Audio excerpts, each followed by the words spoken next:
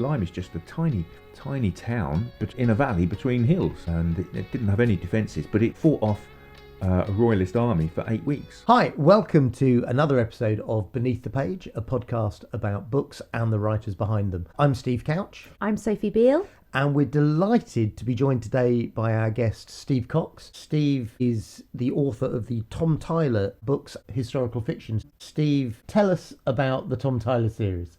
Thanks, Steve. Tom Tyler is a young baker in the middle of the 17th century in Poole, and he gets caught up in the English Civil War, and everything in his life falls apart. And this is a very bad time for that to happen. It's a 5-book series, so there are 2 books already available.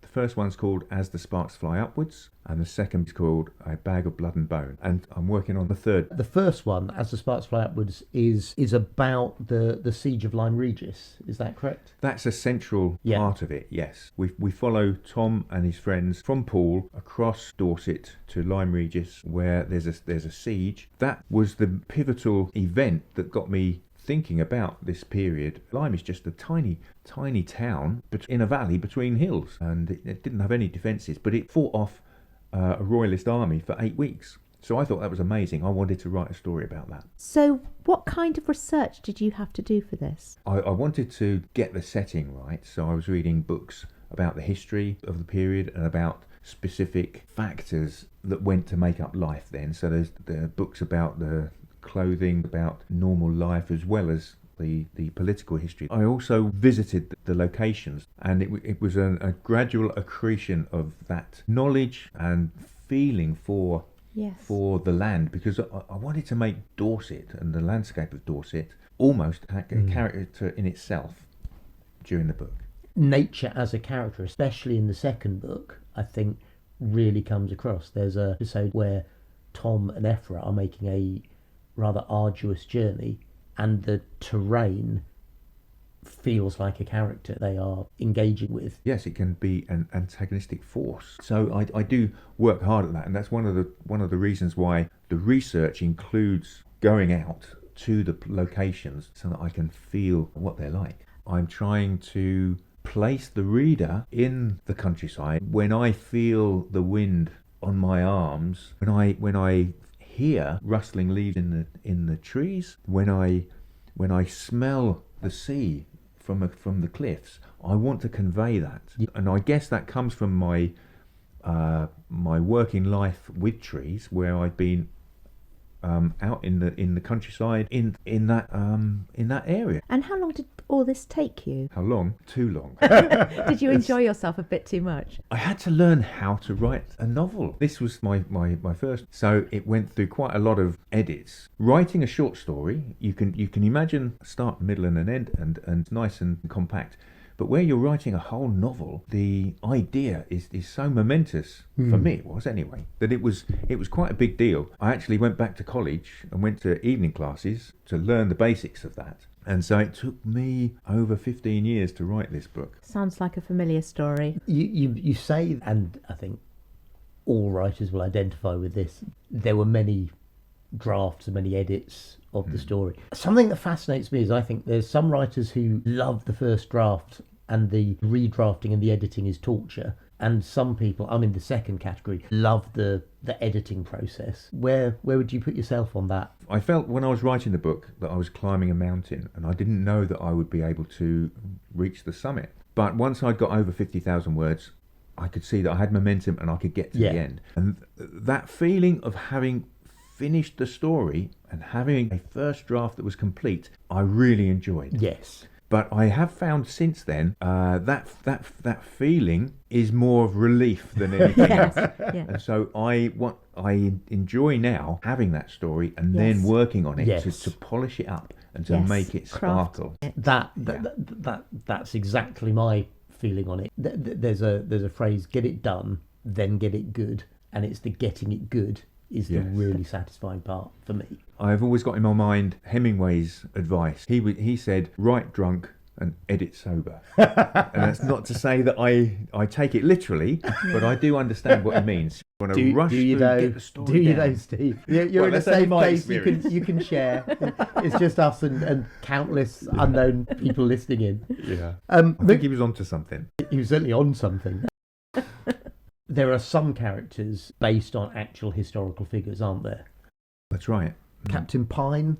Yes, Captain Pine, who was one of the leaders in the in Lyme Regis garrison, and also Robert Blake, famous in history for being a Royal Navy admiral, but actually he started off his career as a soldier. And this was after he'd been some sort of lawyer or solicitor in normal life. It was only the Civil War that brought him into conflict. Which is a lot like Tom's situation. The war completely changed who he was and what he did. That's right. As I think must be the case for so many people. It was such a momentous upheaval that it changed everything. How close to the historical characters did you feel you had to tread? How much artistic freedom was there? I wanted to do justice to both Captain Pine and Robert Blake, so I didn't play around with what I knew about them. There is always much more that we don't know in history compared to what we do. So there's always lots of scope, but they're not the major characters in the story. So I use them as points of reference. There's three characters who I think are central: Tom, Bathua, and Ephra. Are they entirely fictional, or is there a actual historical route for them? No, they're entirely fictional, except that I'm sure that there are people that I've met who've managed to weave themselves into those characters. Yeah. They're an amalgam of everybody I've met in the past. One of my favourite quotes is from Anne Lamott, who said, "If people didn't want to be in your novels, they should have behaved better." Yes.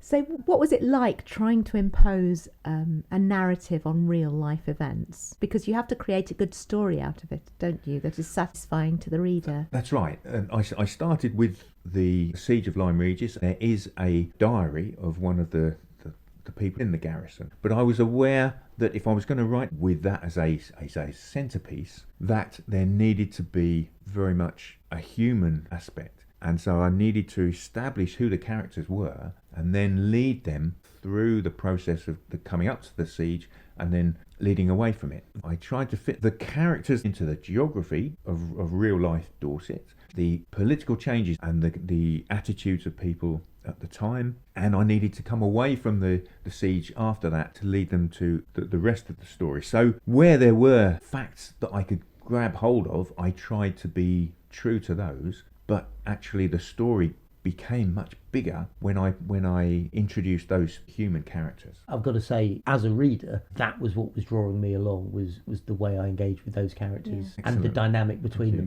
That really came across well, I thought. I think my favourite character was Bathua. She's very independent for her time, I would imagine. How historically accurate is this? She wasn't typical. Most women in the 17th century were illiterate. But that doesn't mean that they were passive. I think they were just as involved in society as women are today. Bathua has an intellect and she's been trained to use it. She wasn't allowed to go to university or to study formally, so she was educated by her uncle, but she's not unique. The 17th century is when women writers begin to be represented in the literature, and it's I find it exciting. The more I look into it, the more interesting women there are expressing themselves at that time. People are recognising that there was more to life than just what men wrote about. And I think in the second book of the series, more so than in the first, I think, you're seeing her trying to take more of a leadership role and being thwarted by the attitudes of men and what was and wasn't accepted at the time. That's right, and that was quite a challenge, really, because whilst I wanted to have a character who would be willing to challenge the mores of the period, that's got to be done very carefully. And it's not the same as just taking a character from the 21st century and plonking them into the 17th century and saying, okay, how are you going to react to this? She's somebody who has grown up within that society, and yet she has a degree of independence. I had to be very careful in allowing her to express who she was, and she's still quite constrained. I'm excited to see what happens to her next. Very much so. I really recognised her struggle. She had high principles, but kept on being thwarted by the real world. She has some modern sensibilities, and yet she understands people and the struggles that they're going through at that time. I think what you said, that she's not just a 21st century woman plonked into the 17th century, I think that sums it up well. She's of her time, but there's much that we can admire. Where did you get the idea for her from? There was a lady in the 17th century called Bathsheba Machin, who was a maid to Queen Henrietta Maria, King Charles I's wife. There was a period when she worked for her, but she started a school in Essex, I think it was, for young ladies, and this is in the centre of the 17th century. She also wrote books towards the end of her life. I was amazed when I came across her, and I recognised what a character she was, and her name just jumped out at me. It's not Bathsheba, it's Bathsheba. As soon as I heard that, I knew that was the name for my female character. Can you sum up for us Tom's emotional journey over the 2 books so far? If there's anything you want to reveal about what's coming, feel free, but feel free not to plot spoil. It is quite a roller coaster for him. We first meet him when he's about 18 years old at that point, when he's thrown out of his town, where he loses his job, his family, everything pretty much. And so he has to build up from the base, from ground level, a life. Who is he? What is important to him? And how is he affected by the circumstances around him? So I'm trying to begin his story with him still as a juvenile, and I weave into him the lessons that he needs to learn to become a man in the 17th century. Can I ask you about what Bathsheba got up to? Because she's a very high-minded preacher, and yet she finds herself running over the English countryside with single men. How did this happen? It wasn't that she got up one day and think, I want to roam the countryside with soldiers. Got to have a hobby. She has just been ejected from Dorchester. She was in Dorchester with her brother. She wasn't on her own in that context. When she meets up with Tom and his comrades, either she's going to be in the countryside on her own, or she's going to stay with this group of soldiers. So they're thrown together by circumstances rather than, as you say, consciously choosing to gallivant with soldiers. What we have to remember is that there is a great upheaval in the land. Most people from a village would have stayed in the village or just gone to the local town or to visit family members in the next village. But there was movement, and it was a time when life was beginning to be opened up. There's a story of one soldier who had been captured by the Royalists in Oxford, John Lilburne, who will appear in some of the later books, but he is about to be executed by the Royalists. The parliamentarians in London find out about this, but it's not them that spring to his rescue. It's his wife, who decides that she's going to Oxford with the paper from the parliamentarians saying, if you kill this man, we are going to kill all the prisoners of war that we've got of yours. And she's pregnant, travelling through the countryside to save her husband. She's not the person that you would expect to be doing that. No. So there are situations that require women to be moving about the countryside on their own, but it's an extraordinary time, and so that redoubles those opportunities. And some of those I'm going to grab for Bathsheba. Bathsheba seems to be primarily motivated from her Christian faith, and a lot of the time, especially in the first book, there's a tension between her driven by that and Tom and what's driving him on. Do you want to talk to that at all? She is a well-educated Christian preacher, right? Now that comes from her great uncle, who was Richard Hooker, an Anglican theologian.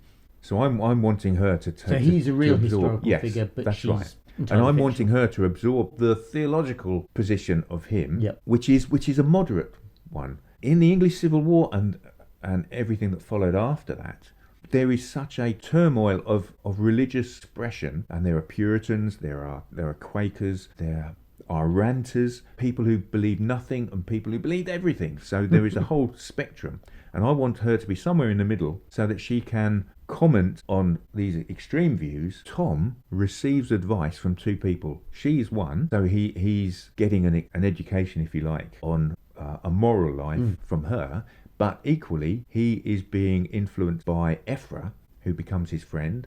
And Ephra is pretty much a thug from London. I liked Ephra. Of the 3, he's the one who I found most interesting. There's a real mystery. As you say, he's a thug from London, but He's more than a thug. there are layers to Ephra, and I think in the second book we start to see some of those being peeled off, and I get the feeling that there are more to be revealed as the series goes on. I don't feel like we've got anywhere near to the bottom of Ephra yet. That's definitely the case, and I found it exciting writing the first book when it became clear that Ephra was more than who I thought it was. Yes. So it was a revelation for me as well. I loved that. Is there a joy in creating that kind of world that only gets richer over a series? Yes, there's joy in creating and introducing that world to people. The joy becomes greater when what you find out about the characters is a surprise. Yes. And even to you as an author. That's right. And I created the characters, but once created, they came to life. Yes. And did their there was own there was a thing. point with Ephra where I was reading about the history of shin kicking in Lancashire and in Cornwall, and I was thinking he's going to be a shin kicker. I wouldn't want to come up against him in a shin kicking ring. No. He just jumped out of the pages that I was reading and was saying, no, I'm more than this. And as I considered who he was and entered into a sort of a conversation with him, I recognised that he had so many layers, and he is integral to the wider story that I'm telling in the 5 books. One of the things later on, somebody, I'm not quite sure who it is actually, but it really struck me. They said, peace needs justice. That does sound like something Bathsheba would say. It does. That would have been my guess. Yeah. Yes. But I recently came across a quote from Aldous Huxley, who said that the education of human beings is teaching them about freedom, peace and justice. I wasn't aware of that when I wrote the book, but Bathsheba's perspective would have been you need both peace and justice in order to live a good life. You can survive if you only have peace without justice. You can survive if you only have justice without peace. But you need both of them as a backdrop in order for us to be able to express ourselves freely. So how do you think they're related then? I can say that if you have peace but you don't have justice, then that peace is going to be quite shallow because it's marred by that lack of justice. And people suppressing still feel. And being repressed. The way the post-apartheid government in South Yes. Africa went about rebuilding the country was very much with an emphasis on peace and reconciliation and justice, not just on saying all these terrible things happen and now we draw a line under it, recognising what had been done, but looking to bring both sides forward together. Yes, and that exemplifies it because it is not a pushing away of justice because peace is the prize that we must all focus on. There has to be a recognition of justice being in that mix. Yes. And equally, if you have justice without peace, I mean, justice in that context would be very disruptive and it would prevent people settling and enjoying life. One of the basic ideas of this podcast is the fact that as writers, we can't help but let our own selves bleed through the pages of the books that we write. So in that light, where can readers see you in these books? Well, I think all the characters arise from me, if you like. So there's something of me in each of them, but there's a different There's a shin amount. kicker in you. No, I think the shin kicking bit actually is complete historical. But in all 3 main characters, Tom, Ephra and Bathsheba, I see elements of me. I see my attitude towards peace and justice coming out in Bathsheba. Yes. I see other of my attitudes coming through in Ephra's criminality. And I see Known you for a long time and that my naivety coming through with Tom. And so I think that will always be the case because I am the mediator of the characters in the story. But I wouldn't say that one of those 3 is more me than the other. Right. And you must have thought about this one quite a bit.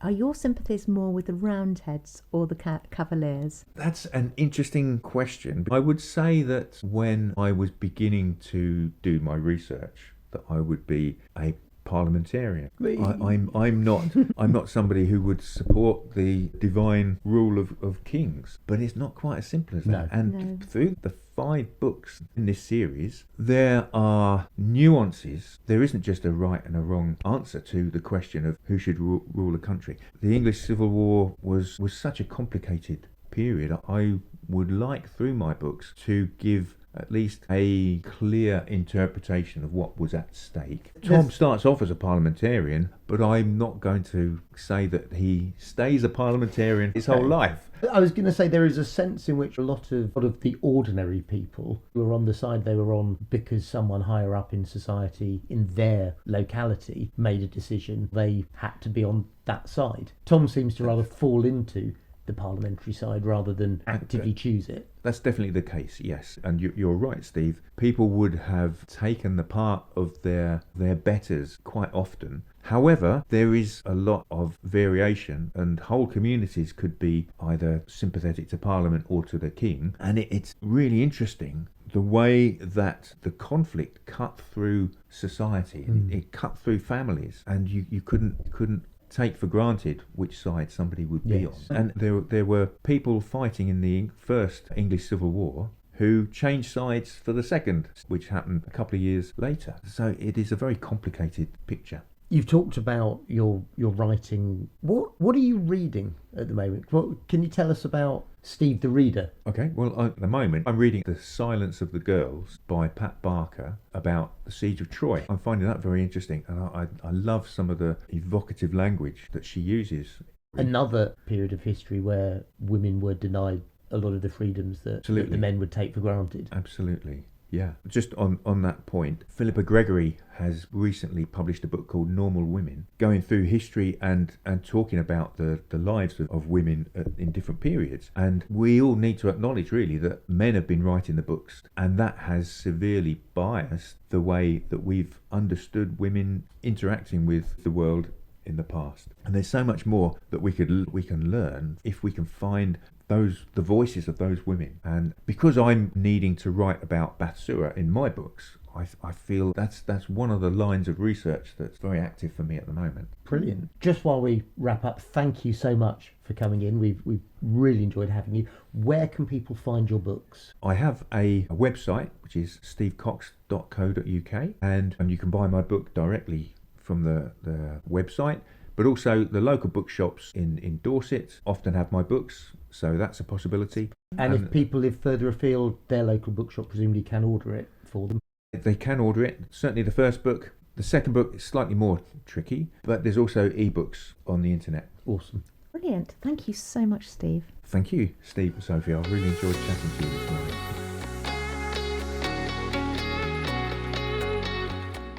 I love immersing myself in that period of history, which is one that I've always been interested in. When I did my English degree, I loved John Milton. He was heavily involved in the parliamentary cause at that time and put off his literary ambitions for several years in order to play his part. The only connection with it is The Children of the New Forest, which my mum read to me. She was really good at reading to us, and I suspect she translated the old-fashioned prose, because my children couldn't cope with it.